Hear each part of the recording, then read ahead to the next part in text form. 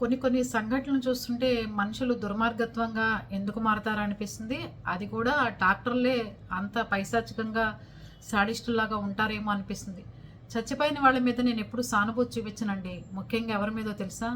ఆత్మహత్య చేసుకుని బల బలవంతంగా చావును తెచ్చుకునే వాళ్ళ మీద నేను సానుభూతి చూపించి బాధపడి అలాంటి చేయను. ఎందుకంటే పెద్ద హోదాలో ఉండి ఒక ఎనస్థీషియా డాక్టర్గా ఉండి తను తను తన భార్య కూతురు ముగ్గురు కలిసి మత్తు ఇంజక్షన్ల ద్వారా చనిపోవాలనుకున్నారు. భార్య పాపను తీసుకుని పుట్టింటికి వెళ్తే భార్యని పిలిపించి నర్సరావుపేటలో ఒక రూమ్ తీసుకుని వాళ్ళిద్దరికీ నీడిల ద్వారా మత్తు ఇంజక్షన్ ఎక్కించుకుని తర్వాత తను కూడా తీసుకున్నారు. భార్య కూతురు చనిపోవడం జరిగింది. ఆయన క్రిటికల్గా ఉన్నారు. డాక్టర్ చూసారా, చదువుకోగానే సరిపోదండి.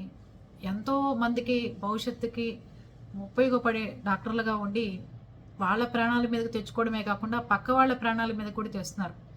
ఈయన ఎన్ఎస్టీ డాక్టర్గా పనిచేస్తున్నప్పుడే అక్కడ పరిచయమైన నర్సుని పెళ్లి చేసుకున్నారు. నర్సు ఉద్యోగం చేస్తుంది ఆవిడ అక్కడ. ఇద్దరు కలిసి ప్రేమించుకున్నారు, పెళ్లి చేసుకున్నారు. అంతవరకు బాగుంది కదా. వాళ్ళకి మానసిక పరిస్థితి సరిగా లేని పాప పుట్టింది. సార్, కనీసం ఇంట్లో పుట్టి ఇంట్లో ఉండి ఆ పాపని కళ్ళ ముందు పెట్టుకుని దేవుడు ఎలాగో ఆ అమ్మాయికి ఎవరైతే కష్టాలు ఎక్కువ భరించగలుగుతారో అలాంటి వాళ్ళకే అలాంటి పిల్లల్ని ఇస్తారు సార్. కానీ ఆయన అలాంటి వాళ్ళని కూడా చంపేశారు అంటే చాలా బాధగా అనిపించింది నాకు. పిల్లల్ని చంపేయడం అనేది చాలా బాధ. మానసికంగా కృంగిపోయారు వాళ్ళిద్దరు. ముఖ్యంగా చెప్పేది ఏంటి అంటే ఎన్ని కష్టాలైనా భరించే వాళ్ళకే దేవుడు పెడుతూ పెడుతూ పెడుతూ వస్తుంటాడు. ఆ కష్టాలని నెట్టుకుంటూ పోతూ ఉండాలి. మానసిక వికలాంగులు మానసిక పరిస్థితి బాగుండకపోవడం, మధ్యలో మళ్ళీ ఏదైనా డిప్రెషన్ లక్షణాలు రావడం, లేకపోతే మధ్యలో ఏదైనా ఆర్థిక పరిస్థితులు బాగుండకపోవడం, ఇవన్నీ ఎదుర్కోగలిగితేనే కదా మనిషి. అది డాక్టర్ వృత్తి చదివిన వాళ్ళు చాలా సునాయాసంగా చచ్చిపోవాలని ప్లాన్ చేస్తుంటారు. చాలా భయంకరమైన విషయం పిల్లని చంపేయటం, భార్యను చంపేయటం. భార్యకి వాట్సాప్లో పంపించట, మనం ఏదైనా సరే నేను పాప చనిపోతాం, నువ్వు హాయిగా ఉండు అని చెప్పారట పాపం ఆయన. అంటే ఆవిడందిట, చావైనా బతికైనా నీతోనే, నువ్వు నేను అందరం కలిసి చచ్చిపోదాం అని చెప్పి నిర్ణయం తీసుకున్నారు. మీకు అర్థం కాని విషయం ఏంటంటే ఒక నర్సుని తోడు పెట్టుకుని ఆవిడ సిస్టర్గా పనిచేసి ఎంతోమందికి పేషెంట్లకి సేవలు అందించిన ఆవిడ నువ్వు కూతుర్ని చూసుకోలేకపోయావా అమ్మా? నువ్వు చనిపోయావని తెలుసు కానీ మాట్లాడలేక తప్పట్లేదు. కూతుర్ని చూసుకోలేకపోతున్నారా? నర్సుగా పనిచేసిన వాళ్ళు ఎంతోమందికి సేవలు అందిస్తారు. డాక్టర్ల వృత్తి అంటే ఎంతోమందికి సేవలు అందించాల్సిన వాళ్ళు మీకే ఇంజక్షన్లు చేసుకుని చనిపోవడం ఎంత బాధాకరమైన విషయం. వాళ్ళ అన్నయ్యకి వాట్సాప్ ద్వారా వాళ్ళకి నీడిలు పెట్టి ఇంజక్షన్లు ఎక్కిస్తున్నట్టు ఏదైతే హోటల్ ఉందో హోటల్ లొకేషన్ పంపించడం చాలా బాధగా అనిపించింది, పెయిన్గా అనిపించింది నాకు. ఎందుకంటే ఒక చిన్న పాపని మీ కొద్దపోతే పోనీ ఎక్కడన్నా ఆశ్రమాలు వదిలేసేయండి అయ్యా, చంపేకండి ప్లీజ్. ఎన్నో ఆశ్రమాలు ఉన్నాయి దత్తత తీసుకుని చక్కగా చేర్చుకునేవి. ఎంతోమంది ఫారినర్లను చూసి బుద్ధి తెచ్చుకోండి. అమెరికాను చూసి బట్టలు వేసుకోవడం కాదు. వాళ్ళు ఇలాంటి పిల్లలకి సర్వీస్ చేయడానికి వాళ్ళ ఆస్తులు వాళ్ళ జీవితాలు త్యాగాలు చేసి ఉద్యోగాలు మానేసి అలాంటి ట్రస్టుల్లో ఉండి పిల్లలకి సేవలు చేసుకునే వాళ్ళు ఎంతోమంది ఉన్నారు.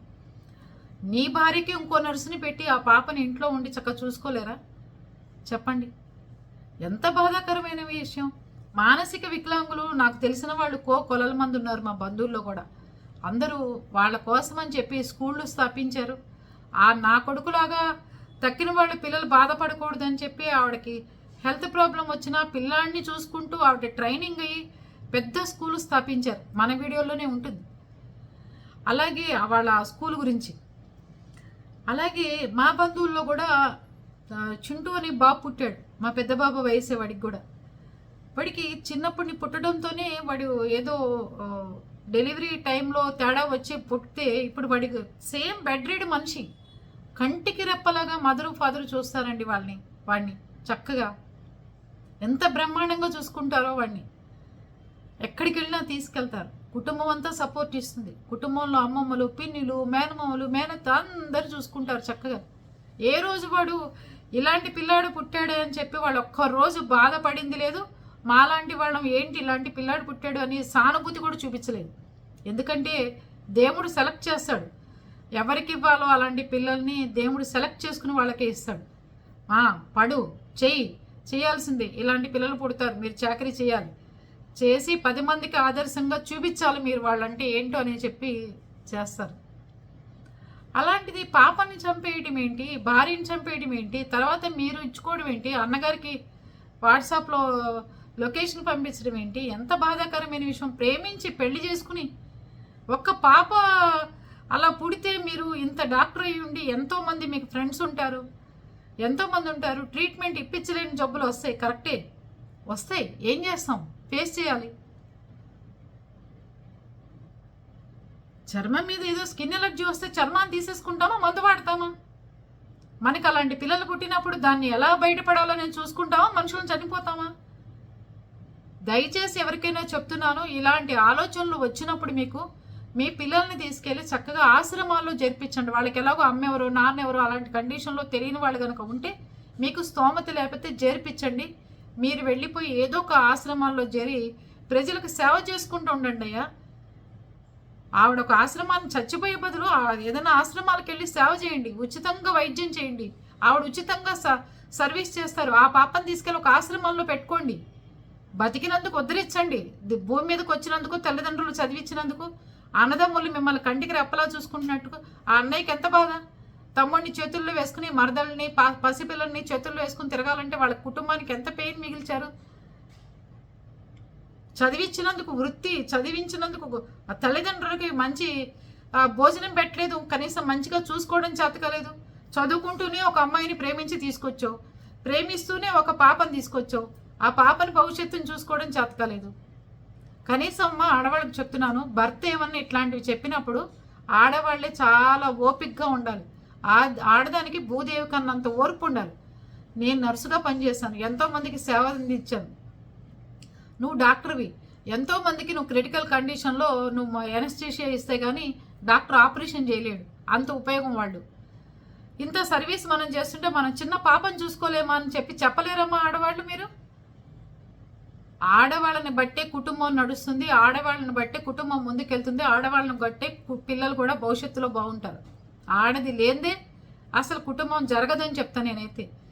వాట్సాప్లో మెసేజ్ పంపించగానే లేదు నీతో పాటు నేను కూడా అని చెప్పి పెట్టే బదులు నీకెందుకు నేనున్నాను, ఆ పిల్లని ఎలా తీర్చిదిద్దుతానో చూడు, అలాంటి స్కూల్స్ ఉన్నాయి చూడు, లేకపోతే మనందరం వెళ్ళి హాస్పిటళ్ళలో అనాథాశ్రమాల్లోనో సర్వీస్ చేద్దాం పదా అని చెప్పి అలా వికలాంగులు ఉన్న చోట, మానసిక పరిస్థితి సరిగ్గా లేని చోటకి మీరిద్దరూ కలిసి ఆ పాపను తీసుకుని వెళ్ళిపోయి ఉచిత సర్వీస్ చేసుకుని వాళ్ళే భోజనం పెడతారు, వాళ్ళే తిండి పెడతారు, మీ పాపను చూసుకుంటారు, ఎంతోమందికి మీరు సేవ చేయొచ్చు.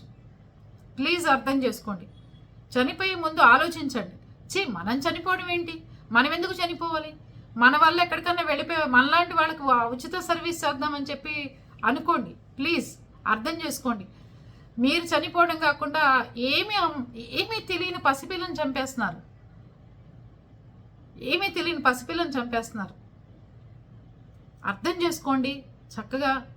ఇట్లాంటి మానసిక కండిషన్స్ బాగోలేని వాళ్ళు మీరు కూడా వెళ్ళి అట్లాంటి స్కూల్స్లో చేరి ఫ్రీగా సర్వీస్ అందించి ఎంతోమంది పిల్లలకి దగ్గరుండి అమ్మలాగా మారండి. ప్లీజ్ అర్థం చేసుకోండి.